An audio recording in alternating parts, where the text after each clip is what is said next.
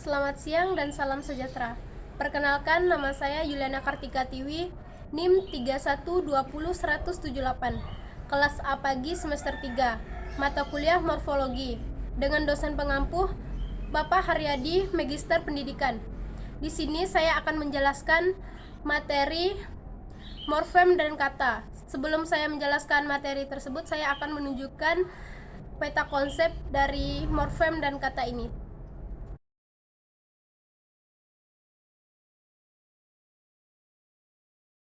Baiklah, di sini saya akan menjelaskan materi tentang morfem dan kata.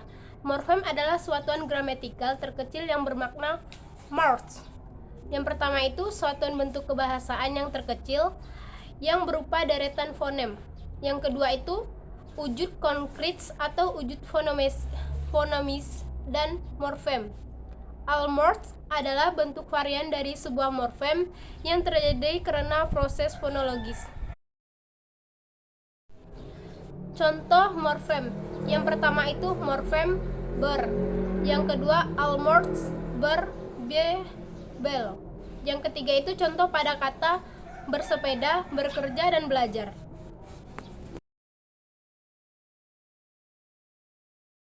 Bentuk tunggal dan bentuk kompleks. Bentuk tunggal yaitu suatu gramatikal yang tidak terjadi dari suatu yang lebih kecil. Contohnya itu rumah. Yang kedua itu bentuk kompleks, yaitu satuan yang terdiri dari satuan-satuan yang lebih kecil lagi. Contohnya itu berumah.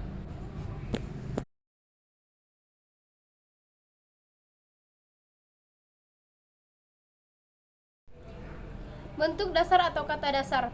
Bentuk dasar adalah satuan baik tunggal maupun kompleks yang menjadi dasar bentukan bagian satuan yang lebih besar. Bentuk dasar dapat berupa bentuk tunggal atau bentuk kompleks.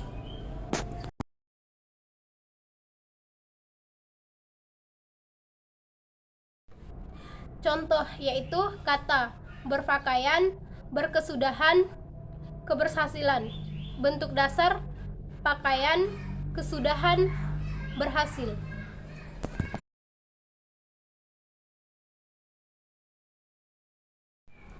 Bentuk asal atau kata asal.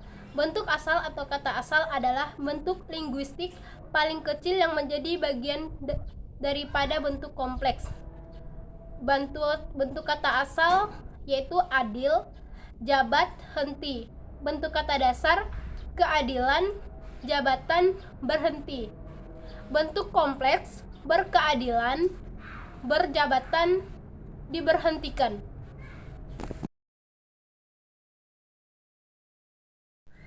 Deret morfologis.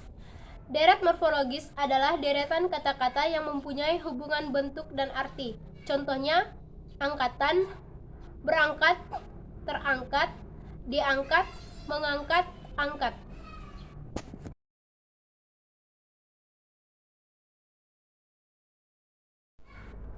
Unsur dan unsur langsung. Morfem-morfem yang menjadi bagian suatu bentuk yang lebih besar disebut unsur. Unsur langsung komponen-komponen yang dihasilkan dalam tahap pertama dari analisis konstitusen Krisdallaksana tahun 1982 ayat 9. Nosi dan fungsi afik. Nosi merupakan arti yang timbul sebagai akibat proses morfologis. Contoh, nosi perulangan, yaitu anak-anak pada anak-anak ialah banyak. Yang kedua itu nosi pemerjemukan, yaitu mata tambah hari sama dengan matahari, yaitu penerangan jagat raya. Fungsi afik sebagai morfem berikut. Afiks mempunyai fungsi dalam membentuk kata jadian atau bentuk kompleks. Fungsi semantik yang mendukung terbentuknya makna baru sebagai akibat melekatnya suatu afik pada sebuah morfem. Contoh afik ber pada kalimat menimbulkan fungsi semantik. Fungsi gramatik, fungsi yang mendukung peristiwa-peristiwa gramatik. Peristiwa tersebut antara lain transformasi jenis kata. Contoh, makan, dalam kurung kata kerja, tambahan, makanan, kata benda.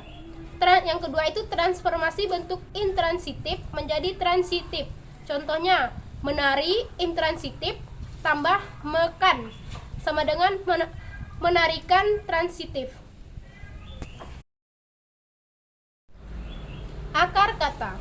Menurut seorang ahli bahasa berkembangnya Austria bernama Bradford Brandester, bentuk kata dasar dalam bahasa Indonesia pernah terbentuk suatu unsur yang lebih kecil yang disebut akar kata.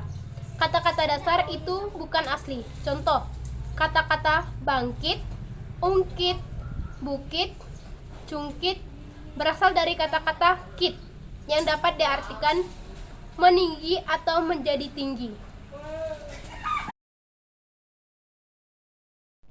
Yang terakhir yaitu pembentukan kata dasar. Secara definitif, kata dasar merupakan suatu kata yang utuh, asli, dan belum memperoleh tambahan atau imbuhan apapun. Dalam proses pembentukan kata, kata dasar adalah kata yang menjadi dasar dari pembentukan kata yang lebih kompleks. Sekian dan terima kasih.